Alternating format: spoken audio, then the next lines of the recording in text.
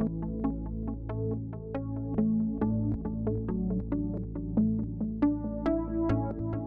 thank you for joining us for tonight's webinar, Back to Business, Livestock Nutrition and Management. My name is Tasha McGregor and I'm with the Department of Primary Industries and Regions SA, and I'll be your host for this evening's webinar. Tonight's webinar is brought to you by Meat and Livestock Australia, Australian Wool Innovation, in collaboration with Livestock SA, Primary Industries and Regions SA, and Adelaide Hills Council. Our first presenter for tonight's webinar is Daniel Schuppan, who is an animal production specialist with Nutrien Ag Solutions. Daniel currently works based at Jamestown, but he works across South Australia. He has extensive experience in advising farmers on animal health, animal nutrition, pastures, grazing management, livestock watering systems, and livestock enterprise improvement and planning. He's delivered over 35 lifetime ewe management courses and supported a number of livestock benchmarking groups across the state.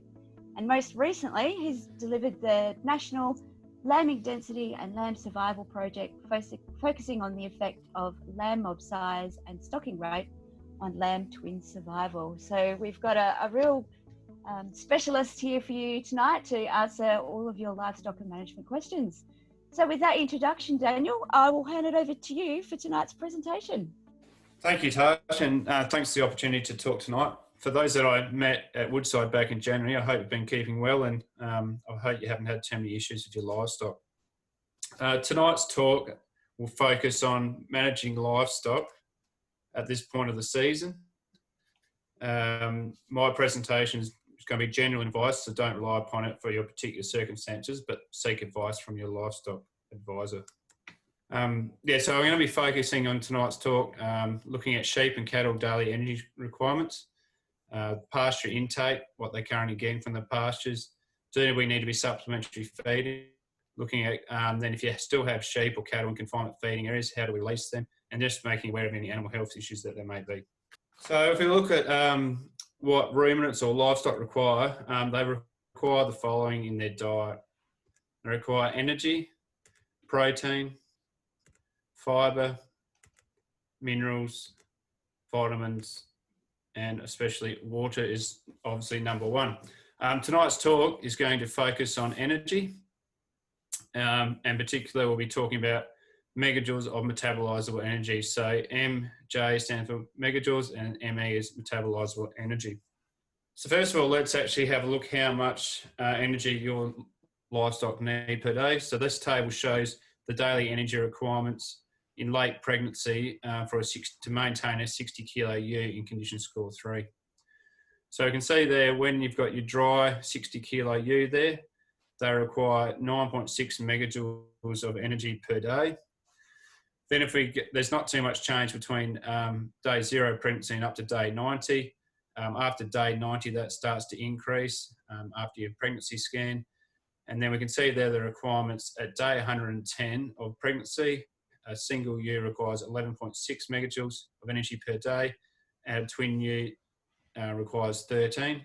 So after day 90, you can also see there that the split between the requirements of a single and a ewe with twins starts to increase.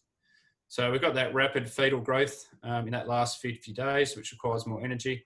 So you can see that by the time we get to day 150 of pregnancy, they require 14.7 megajoules for a ewe to maintain condition score 3 and 17.2 for a condition score 3 twin. So it's really important to monitor condition score. If you don't know how to, find out and ask someone to show you how to condition score your ewes. It's critical to put your hands on their back, especially if they've got some wool on them. You can't visually tell their condition score if they've got wool on their backs. So ideally, we want to aim at does vary for different breeds, different types, but ideally we want to aim at least maintaining condition score 3 or a bit better for a single ewe coming into lambing, and condition score 3.5 for a twin. So if those ewes are lighter in condition score, you'll need to put condition score on in late pregnancy. And if they are above those condition score targets, you can afford them to lose a little bit of weight until you get to your target condition score. So then moving on, some of you might already have ewes that have lambed or into lactation rather than late pregnancy. So the energy requirements for a 60 kilo ewe to maintain condition score during lactation are shown in these tables. So from day or from birth through to probably day 20 to 30, it's pretty hard for that ewe to actually consume all her energy requirements from feed intake, just due to those changes in the digestive system after birth. So we require that condition score to be on their backs to utilise. But if we look at day 10 of lactation, a single ewe requires 21.7 megajoules and a twin requires 27 to maintain. If they've got that condition score, they can utilise a bit on their backs. We can see their peak day of lactation is around day 20. They require 24 megajoules for a single and nearly 31 for a twin ewe. And after that, the requirements start to drop off. Those lambs start to eat a little bit more out of the paddock. So, yeah, we've got the peak lactation there at around day 20. I've got the two pictures there, or two photos. The top one there, those lambs are probably around day 20 to 30. Plenty of nice green feed there. I guess the question is that ewe getting enough pasture intake or enough energy out of that pasture? The photo below, we've got a ewe there, and those lambs are hiding there in the phalaris. Not much green, but the question is will that ewe be able to get enough feed intake for her daily requirement? So hopefully we can have a look at that in the following slides to come. Moving on, for those that have cattle, it's a lot harder to find good information and good tables on the daily energy requirements of cows and cattle.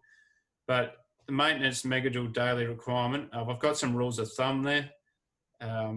So if we look at an animal that's just standing around, no activity, rule of thumb is megajoules required per day is 10% of body weight plus 10. So if we have a 600 kilo cow, she will require about 70 megajoules of energy per day. Then if we have a cow that's locked up in confinement, still walking around a little bit, they require 10% of their body weight plus 10 times 1.1. So that cow will jump up to 77 megajoules. And if they're out in the paddock, 600 kilo cow, 10% of its body weight plus 10 times 1.2, that cow requires 84 megajoules of energy per day.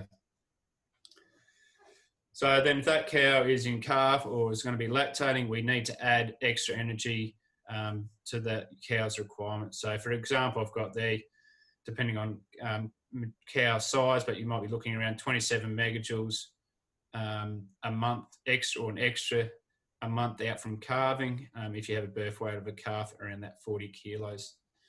And then we look at if you had a 3-month-old calf still on that cow, if you're aiming for a 250 kilo weaning weight, you need to add an extra 70 megajoules to that cow's maintenance requirements for lactation. So once again, really important to monitor the condition score of your cows. If they're really good condition, you can afford to lose some. If they're not in good condition, you need to put some on. Ideally, once again, there's a little bit of variation for different cattle type, but generally you can't go too wrong if you maintain condition score 3 for calving, and that's also a good condition score for those cows to get back into calf. So with cattle, once again, condition scoring similar to the sheep, probably easier to, once you get your eye in, to do that visually. So once again, there's information out there to find out how to condition score, but really important to do so you can get your feeding right. Rightio, so we know what the energy requirements are, or daily energy requirements are for the animals. We've got plenty of information or estimates of how much they actually need. So now we have to need to go out in the paddock and assess how much feed those animals can intake out of the paddock each day. So when I went out into this paddock on the screen, the things I'm sort of looking at when I'm assessing the feed in the paddock is the pasture growth rates. What is the dry matter percentage? So how much dry matter is there? How much water is in that feed? how much feed is on offer, so how many kilos of dry matter is actually there, what is the feed quality, and what is the height of the pasture, or height and density of the pasture, so which will affect the bite size of that animal.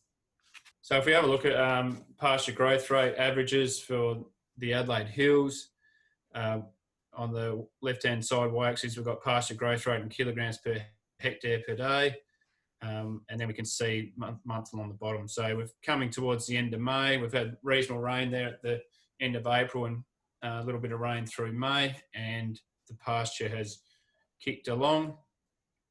Now, so you might have reasonable pastures if you've been deferred grazing or keeping your stock off with that pasture growth rate, but when we're coming into now, into late May, June, potentially could be a little bit of a danger zone. So we could start what happens. We've got less daylight day length, lower air temperatures, and lower soil temperatures. So potentially our pasture growth rate can drop off in this period. And that means if you reasonable stocking rates, you're probably going to eat into what is growing in the last month. If our pasture growth rate really drops off and slows down and is below our daily requirements or intakes from our animals, we're going to have a bit of a deficit before it starts growing again in July, August, and then takes off in springtime. So just be aware, potentially we might have a little period now that we're going to be short of feed. So there's a number of different ways that we can measure how much dry matter you actually have in the paddock or how much food's on offer. You can use the MLA pasture ruler. That works really well on dense pastures, so dense clover grass pastures. Doesn't work so well on sparse pastures. There's plenty of photo standards around, so if you look on the feed on offer library, it's really good. There's lots of different pasture types and different times of the year, and also there's a PDF version on wool.com of the feed on offer. So it's also publications, for example, the feed on offer gallery. I tend to like doing pasture cuts, so getting out there using a 0.1 metre square, and the more you do on the paddock, the better, the more accuracy you're going to get. But it's really good to do some pasture cuts to get your eye in to see what the variation within the paddock and also variation between different pasture types. And if you may also look at using a plate meter. They work really well if they're calibrated correctly. So there's plenty of options there to look at ways of measuring your food on offer. So the question I have for everyone listening tonight is how much feed on offer do you currently have in your lambing paddocks or your calving paddocks? If you know how much feed you got in your paddocks, if you could share that with us, we'll visit that in a few slides later. So yesterday I just went out in the paddock and started doing some measurements. So I've got a nice little barley grass and geranium pasture there. And what I want to demonstrate is here is dry matter percentage. So what I did is completed a cut. I actually done 0.1 metre square, and because it wasn't a lot, I dried all that green, all that wet grass in that 0.1 metre square. So in that 0.1 metre square, we had 47 grams of wet feed. And then I used a microwave, dried it, made sure I didn't overcook it and burn it, catch on fire, but I dried it out and ended up with 7 grams of dry pasture. So because that we could use that 7 grams because that was from the 0.1 metre square, but I'll just run through how to calculate dry matter percentage. So it's just your dry weight divided by wet weight times by 100. So in this example, we had 7 grams dry, 47 grams wet. We times that by 100, so we had 15% dry matter. So when I completed this cut, it was fairly dry. There was no moisture on the grass, and so just be aware that if the pasture has dew on it or just after rain, it was very wet, you're going to have a lot of moisture on the outside of that feed. So this one came out at 15% dry matter, 85% moisture, and so why we need to know that is that all the nutrients, so your energy, protein, etc., minerals are in the dry matter and not in the moisture or the water content. The other thing to be aware of, there is variances within pasture types and maturities. The worst one probably is Cape weed. So Cape weed, you might be down 5 to 10% dry matter and 90-95% water. So just be aware that there can be really high, different feeds can have higher moisture contents. Generally, a young pasture, really young germinating might sort of be 10 to 12%, and a younger, fresh, lush pasture could be either side of 15% dry matter, as in this example. So I've just the photos there just show example using the MLA pasture ruler. The one on the left sort of 2 to 3 centimetres in height. I completed my cut. You can see that I didn't take it right down to ground level, but I just cut all of the new fresh growth rather than the old dead dry matter underneath. The right-hand side there, we can see there we're up around sort of that 12 to 13 centimetres average in height, and I get the cut. So on the left-hand side, once again, that come out at 47 grams per 0.1 metre square. And we worked out the dry matter percentage at 15%, so it's 7 grams. To convert that to food on offer, or kilograms of dry matter per hectare, the quick and easy way of doing it is just times it by 100. So in that quadrat on the left, or that feed there on that left, we had around 700 kilograms of dry matter per hectare. On the right-hand side, I just cut a taller section of the pasture. You can see there that I weighed it. It was 96 grams per 0.1 metre square. I worked out the dry matter percentage to be 15.6%, so fairly similar to on the left.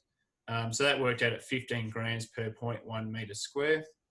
So the food on offer was 15 times 100, which equals 1,500 kilos of dry matter per hectare. So you can see the difference there in the amount of feed on offer, which is available for the livestock. So once you know how much feed's there, you actually also need to know the quality of that feed. So this graph shows the pasture quality. So if we look at on the left y-axis there, we can see digestibility. So digestibility and energy related. So the higher the digestibility, the higher the energy. So at the moment, you can see we're probably going to be sitting up in this range, around that 75 to 80% digestibility, depending on pasture type. That may be a little bit higher or a little bit lower, but we're going to be sitting in this range at the moment. And that's going to be around that 11 to 12 megajoules per kilo of dry matter. And that obviously changes over time throughout the season, coming into spring and summer. But if we focus on now, the energy content of our pastures is really high. So just to make you aware, whether we're talking supplementary feeding or even pastures, if we work out as fed figure, like how much energy does a sheep get out of the kilo feed. So the example on this photo worked out, I'm estimating it to be 11 megajoules of metabolised energy per kilo dry matter. It may be a little bit more. We know it was 15% dry matter. So to work out how many megajoules per kilo of wet feed, it's 11 times 15% dry matter, which gives those sheep or those cows are only getting 1.65 megajoules per kilo of wet feed. So if we look at this example, required intake, if we go back to our charts and looked at what that a 60 kilo ewe of twins requires in late pregnancy, which shows in day 140 of pregnancy, well, that ewe needs 16.2 megajoules of energy per day. So if we know that a 1 kilo of that grass there has 1.65 megajoules, we need to divide that 16.2 divided by 1.65. So that works out that ewe each day needs to harvest 9.8 kilos of wet feed to meet their requirements. And then if we look at lactation, where that energy requirement was up near 30 megajoules for peak, we can soon see they've got to eat up to 18, 20 kilos of wet feed per day and harvest that and intake and process a lot of water. So it is definitely a challenge for these animals to be able to do that. So even though we've got, we need that feed on offer, which we'll look at in a minute, but we still may need to be supplementary feeding so they don't have to consume as much. So if we look at some food on offer targets during late pregnancy to obviously optimise our lamb birth weights and survival. If your ewes are down in condition score a little bit at the moment and they're not going to lamb for another 60 days or a couple of months if they're later lambing, to put that weight on that ewe to get up to that condition score 3 target, a single ewe, we need about 1,400 kilos of feed on offer. If we want to maintain a ewe in score 3, if she's already there, we can have around 1,000 kilos of food on offer, and that will maintain a condition score 3. If we look at our twins need to get from 2.3 score in that 60 days up to 3 score, we need around 1,800 kilos of feed on offer. If they're already at score 3 and we want to maintain them at score 3 or better, we need a minimum of 1,200 kilos of pasture on offer. So if those ewes are also lambing or have lambed down or close to lambing down, ideally we want around that 1,500 to 1,800 kilos of feed on offer for a twin bearing ewe, and that will meet their requirements. For that single ewe, we can probably get around that 1,000 to 1,200. So the photos down the bottom in regards to what their requirements are at around birth and lactation. So it's all about measuring and monitoring and getting out and have a look in the pastures. And if you have got cereals, just be aware we use a different method of assessing how much feed's on offer there. So we use a 1 metre row technique, and there's an equation for that. Then we've got an 800 kilo pasture there. It's a dense balance of pasture. So I guess you get a question, are those ewes getting enough out of that 800 kilos? And the bottom one, there's a perennial grass at 1,500 kilos. But if we just focus in on the MLA pasture ruler there, if you can remember the targets I've just spoken about. So to lamb down a ewe of single, we need a really dense pasture at around that 1,000 to 1,200 kilos. So idea around that 1,200. Whereas our twin ewes need up around that 1,500 to 1,800 kilos. So that pasture needs to be around that 6 to 8 centimetres in height and very dense. That way that will meet their requirements. Just a few more photo examples from food on offer library. The one on the left is just a grass at the break of the season. There's 500 kilos on offer there. In the middle, we've got a mixed grass, predominantly grass at 1,000 kilos, up around that 4 centimetres. And then we've got a mixed dense clover grass pasture, a bit shorter and still got 1,000 kilos on offer. So they're just some more examples, and hopefully you're sort of picturing what you've got out in the paddock there at the moment, and we'll be able to assess what you've got on offer. You know, if we look at those 2 photos that you have on screen, you know, considering these people have been through fire and may not have the dense cover that you've sort of demonstrated there, what do you think that, you know, potentially they might have as food on offer at the moment? Yeah, okay. So if we go to the next slide, this is probably more on the eastern ranges, but you can see there looks green from the distance. Got a bit of, nut grass and some regenerating native grasses there, but you can see there's only 1,600 kilos of food on offer. So depending on where you are in the fire area, you could maybe only ranging from a sparse pasture at 200 or 300 kilos of food on offer in your native grass hills to potentially, up over those. If we go back to the previous screens, we might, in the higher rainfall, more dense, fertile pasture areas, we could be sitting, closer to that, 1,000 or better, depending if they've been grazed or not. So we ran this webinar last week with people on KI, and they actually told us that they thought that they were looking at between 1,200 and 2,000 kilograms per DM per hectare. That's great. So, it's one of those things. Depends on the grazing history and fertility and what you've done. If the paddocks have been saved, and a lot of people in the KI there did have their sheep in confinement areas, so that's just allowed those pastures to get away. So it's going to be a big variation, but it's really important to assess. And I guess it's one of those things, Tash, you really got to set. If you still haven't lambed or you're going to lamb soon, it's really about setting those pastures up that you've got enough feed in the paddock to be able to put those stock onto. So if we look at this one here, that's just, I spoke at the start about high influences intake. And as Tash just said, you might have a sparser pasture. Well, you could have, if you have a tall sparse pasture, you might only have 200 kilos per hectare. But that still might be okay at a low stocking rate. So those sheep can actually still get a good mouthful of feed of good quality. So the tables that I've used for intake for dense pastures, so for the lower rainfall and sparser pastures such as lucerne, etc., there's no good tables, so you can't use them.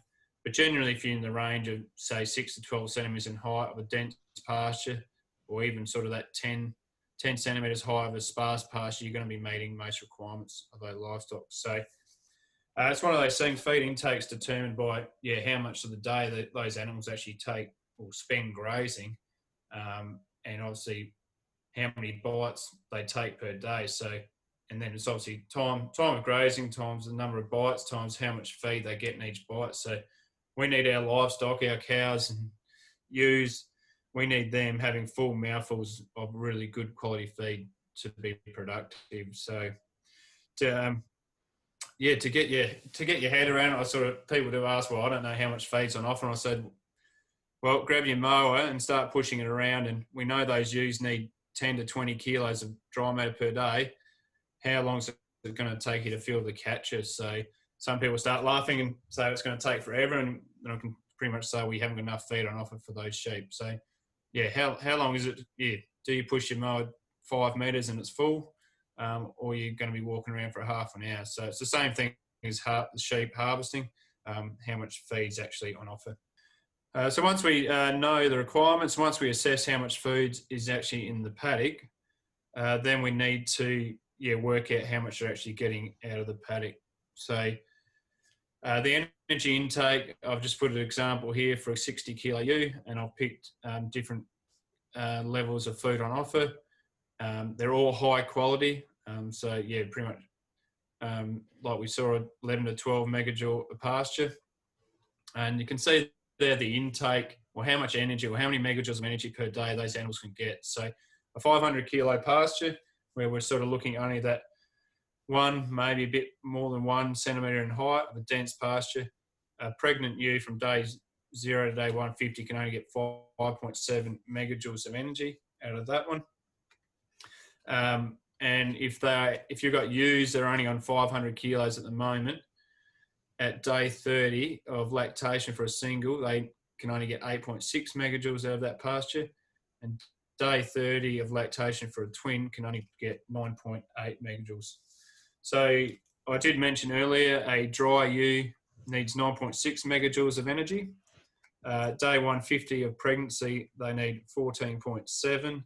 A twin needs 17.2. So you can see that 500 kilo is not going to reach the requirements of any of those classes of livestock.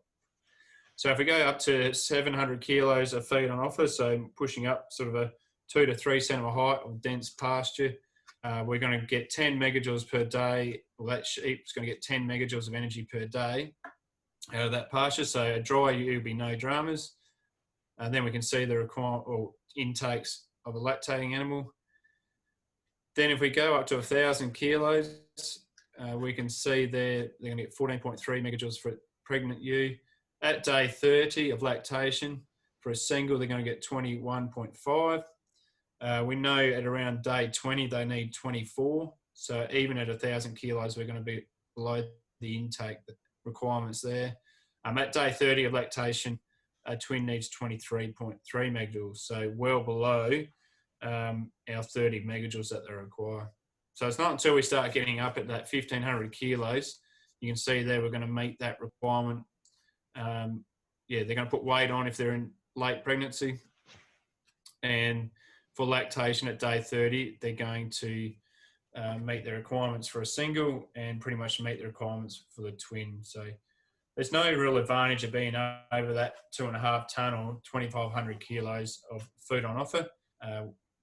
Once you start getting more than that, you're just not utilising the feed, so there's no advantage. But if we can sort of aim at that, 15 to 1,800 for our twins, 12 to 1,500 for our singles, we're going to be around the mark.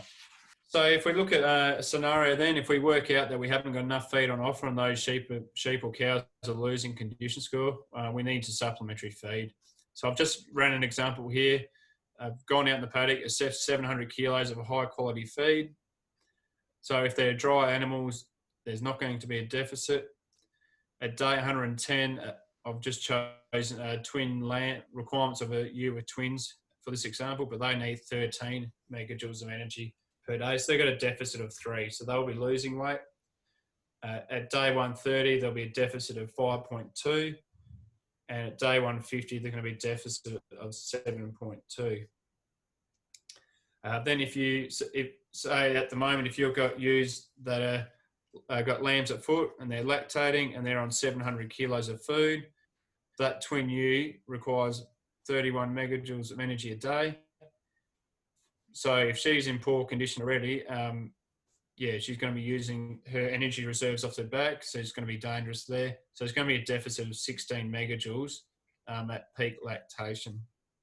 So we're really going to be looking at supplementary feeding those animals to maintain condition score so they don't drop off and have issues either with low birth weight lambs if they haven't lambed yet, or issues of ewe mortality or ewes going down with lambs at foot, or lambs not growing to their maximum.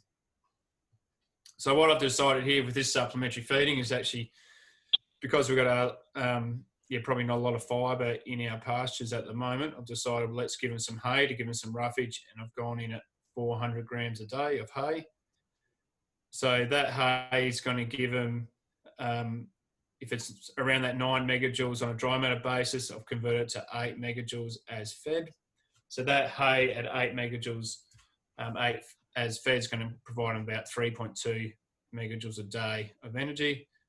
So at day 110, you'll probably get away with just hay in the pasture in the paddock.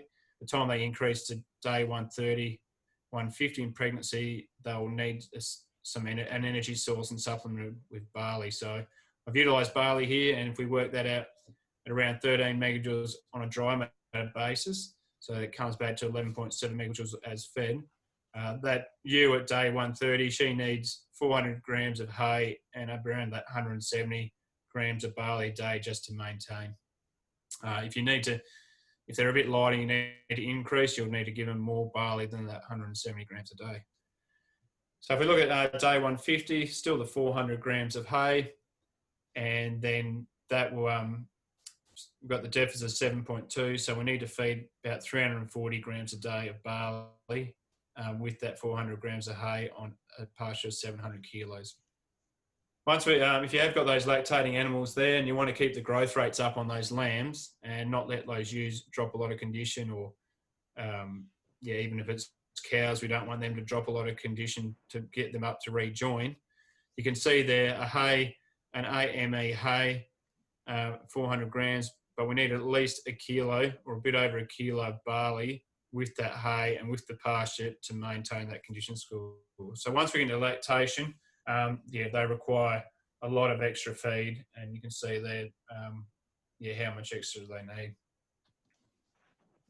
So really important to, understand their requirements, understand how much feed's in the paddock, how much energy they're getting out of it, and then we can top them up with some supplementary feeding. And in this example, I've used hay and barley. You might be looking at pellets or higher quality hay or just grain, depending on. But I've sort of gone with fibre because there's probably lacking of fibre out in the paddock. So for those that haven't actually released their livestock back onto their pastures yet, maybe deferred grazing them, it's really important to plan how you're going to release them. So number one thing is to actually make a plan and work out how you're going to do it. So I've got plenty of people across the state in the last month or 2 months that have actually been trying to implement strategies to release their livestock out of their confinement feeding areas. So the number one thing is to vaccinate for poppy kidney. So that should be done at least 10 to 14 days prior, ideally 14 days prior. So they got full protection when they leave out.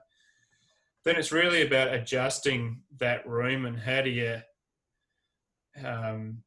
allow those bugs in the rumen to adjust. So we've got to change the population of the bugs in the rumen to go from dry feed of hay and grain We've got to get them over to utilising wet feed and different energy sources, and to convert that feed into energy. So ideally, you want to do it gradually over a sort of a 1 to 2 week period.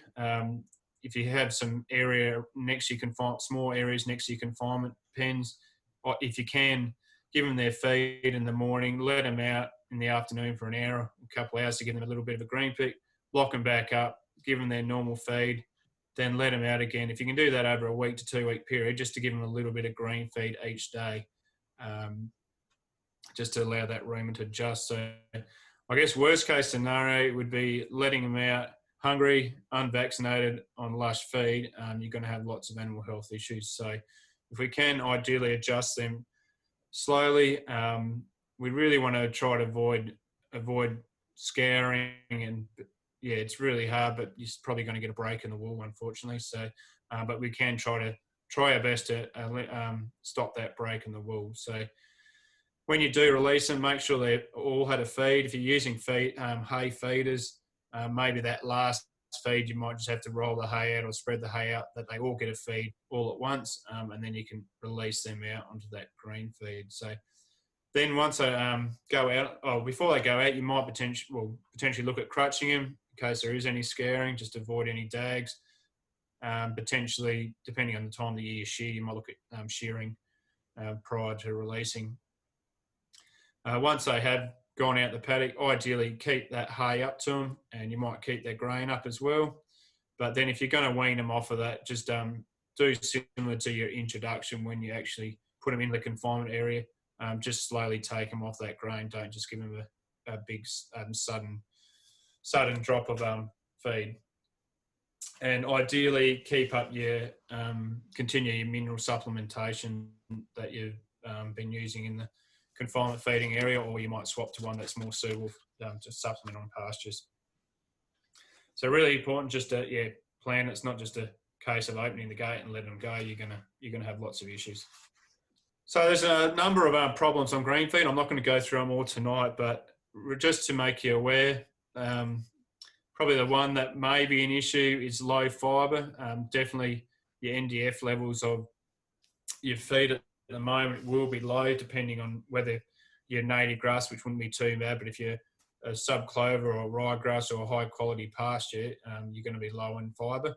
And to even make it worse, where the fire did go, it did take all your dry matter. So you haven't got that dry matter sitting in the paddock for those stock to have a bit of a pick on if they require, or if they're grazing the green feed indirectly or accidentally, they might be taking in some of that roughage as well. So that's not there this year. So that low fibre can definitely be a problem. So it affects rumen function. So you haven't got that animal chewing their cud and producing saliva and producing their own buffers. So we can get some issues with subclinical acidosis in that case. Then also you might get rapid passage of that feed through them, potentially issues with red gut, pulpy kidney, etc. But also you might get low absorption of the nutrients as well. So by having that fibre there, we can better maintain that rumen health and the pH of the rumen, and get better mineral uptake as well. The other issue that you may see might be some mineral imbalances as well. So our short green feed definitely is deficient in magnesium, and that can maybe cause some issues, especially if cows in lighter condition that have got calves at foot, we might see some grass tetany. Other issues of high potassium may result in low magnesium absorption there as well. So we might see some metabolic disorders, as I mentioned, grass tetany, milk fever, etc. So just be aware that if we can, make sure you keep the supplements up there to avoid any of those issues. And like I said, there is a number of other issues, but they're probably two of the main ones that we need to focus on at the moment. So what can we do to correct that? Feed fibre. I always preferably like good quality hay, but you can definitely use straw as well. Maybe they should be educated, but if not, make sure they're educated on the hay or straw before they're in the paddock. So if they haven't seen it before, especially young stock, they may not know what it is. You can use your mineral supplements. So, yeah, speak to someone and choose the right block or choose the right loose lick to correct your mineral deficiencies. And then also potentially, yeah, feed an energy source to keep the energy up. But there's also advantages there with providing that energy and utilising the high protein that's in that feed at the moment. So they're the three things we can do to continue to make sure those animals are healthy. So just finally, just to want to make you aware of some animal health issues that could be around at the moment.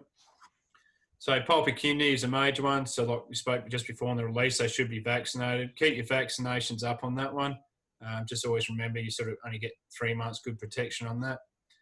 Potentially, a lot of these things we can avoid, like pulpy kidney, milk fever and preg tox, we can avoid those two with supplements and getting the feeding right. PEM, so B1 deficiency, just keep an eye on that, can be an issue in high grain feeding diets. I won't go into it too much, but potentially there could be high nitrate or nitrites, so nitrate poisoning issues.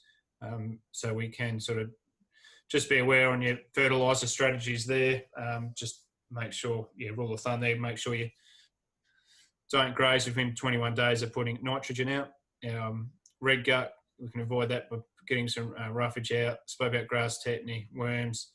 Potentially, Campylobacter toxoplasmosis might be more of an issue this year too with abortions in late pregnancy. And one of the ones to highlight is if you have got phalaris, is make sure you know how to ask how to manage that phalaris to avoid phalaris staggers and southern deaths. So if there's any interest in any of those animal health topics, just flag them with Tash and Ian, and they might be able to run a session in the near future to cover off on them so you can prevent any of these animal health issues.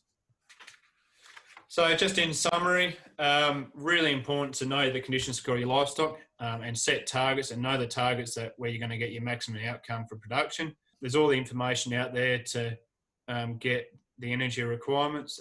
Just ask. Go out in your paddock, have a good look around. Doesn't matter what method you use, try to assess how much food is actually on offer. And it's really important then to keep supplementary feeding and giving the correct feeding amounts until you have enough food on offer in the paddock. So I guess my last point there is just because the paddocks look green, don't assume they are getting enough feed out of them. So yeah, really important to sit back or assess it and have a look and make some decisions so you don't get caught out. So I will leave it there, Tash and Ian, and hand it over to you. All right, that was excellent, Daniel. Thank you. A lot of information there that I think people perhaps need to go back and digest. Sorry about the pun. We have a question here, Daniel, about the lick feeders that you had a photo of. They were just wondering was there any brands of preference in terms of lick feeders? Yeah, with licked feeders, I've sort of, if I'm running a group session somewhere, I'll usually ask people what colour header they have. I know you guys don't have headers up there, but there's a range of, you'll get some people say they have yellow ones and some will have red and some have green. I sort of class lick feeders in the same boat. So they probably all end up doing a similar job at the end of the day. But there's some got wheels, so some people like wheels, some like high capacity, some like load, and I guess it's then how do you get the grain into the feeders? So the ones, some people can't get them into the high ones, so then you can't use them. So there's definitely different brands. They all generally do the same thing. You just got to try to work out which one suits your circumstance the best. Are there any programs that you can remotely estimate pasture amounts in growth? Yes, there were. We did used to have pastures from space. I'm not 100% sure where they're at there or who's taken that out. So, I used to be able to just go on and have a look, and they give some estimates of daily growth rates and how much pasture's on offer. So, I know, I'm not sure if Ian's on, he might be able to. No, he was doing some work. He might be able to answer that question better than me. I'm not sure if we can get him on speaker, but no, that's good. And just one last one here. How much can a sheep actually consume in a day? Yeah, that's a very good question. It depends on the fibre level of that feed. So, yeah, it really comes back to the lower the fibre, the more they can actually intake. So, I'm just trying to work out the best way to answer this question. Like potentially a low fibre diet, a lamb might eat either side of 3.5% of its body weight per day. Same as a ewe, you could be sitting sort of 2 to 3% of its body weight. So it really comes back to that, digestibility level, fibre level, how much they can actually eat. And then with our high water content in our feed, they've got to actually harvest and process a lot of water. So it does make it hard to actually consume those figures that they actually need. So that's the importance of providing either grain supplement that they don't have to process as much water, or giving some hay as well. So it's sort of a hard one to know actually how much of that green feed they actually get per day. Just another one come in, Daniel. If my pasture is growing at 20 kilograms per day, how many sheep could I potentially run on that paddock? Yeah, okay. So just a rule of thumb, you can allocate 1 kilo of green dry matter per DSE per day. So a 50 kilo animal is 1 DSE. So for example, if you've got a sort of a 60 kilo ewe with a single lamb at foot, you might sort of rate her at that 3 DSE or a bit better. So that ewe requires sort of 3 kilos of green dry matter per day. So if you've got a mob of ewes of lambs at foot, you sort of might rate them at that 3.5 DSE if they're mixed. So I guess you're 20 divided by 3, so you're looking at sort of that six ewes to the hectare to keep up with the feed. And one last one, is hay? Like, how do you know if what you're feeding out is of good quality? Yeah, so there's a massive variance in hay. The last 2 years, we've seen some extremely good quality hay made in the cereal zone. Then you sort of go to the lower southeast, and the hay quality has dropped off. So there's a big variance in hay, and that's due to timing of cutting and obviously pasture species as well, or crop species between cereals versus legumes. So it's really important to get a feed test or feed analysis done. So get somebody that's got a hay corer, do some samples, sending off, and actually look at the quality. So more and more people now are actually getting hay tested before they actually purchase it, so they know what they're purchasing. So where would you send it off to, Daniel? I use 2 labs. So feed test at Werribee or forage lab at Bendigo. So they're the sort of 2 main ones that I've been using. So can we do that through our local agronomists, or how do we go about that? So some of your local retailers, merch retailers will have the gear to do it. Otherwise, just ring up feed test and they'll send out the kits, and you can just do it direct with them. But I think we might just leave it there for now, Daniel. So before we close tonight, I just wanted to make people aware of other opportunities that are available to them for people within the Cuddly Creek Fire Scar. So through MLA, they are offering 3 free one-on-one sessions with a local farm management consultant. So the best way for you to arrange and get that support is to contact Livestock SA. You can actually register that interest through your Livestock SA, through the Livestock SA website. And I'd also like to remind people, if you have not yet applied for the PIRSA Emergency Response in Primary Industries grant, applications do need to be submitted prior to the 31st of July. So that's coming up pretty quickly. And if you require further details about that grant, you can refer to the PIRSA website. And so just thanking everyone tonight who has joined us for tonight's webinar. Daniel, we thank you for sharing your insight and your expertise. We'd also like to thank our sponsors of the webinar, and in particular MLA and AWI. If you do have any technical questions that you would like me to follow up, that's my contact number there. So give us a call and I can pass those questions on to Daniel. And I'm sure, Daniel, that you're happy to support anybody. So thank you for your time tonight, and we'll leave it there and have a wonderful evening. Thank you.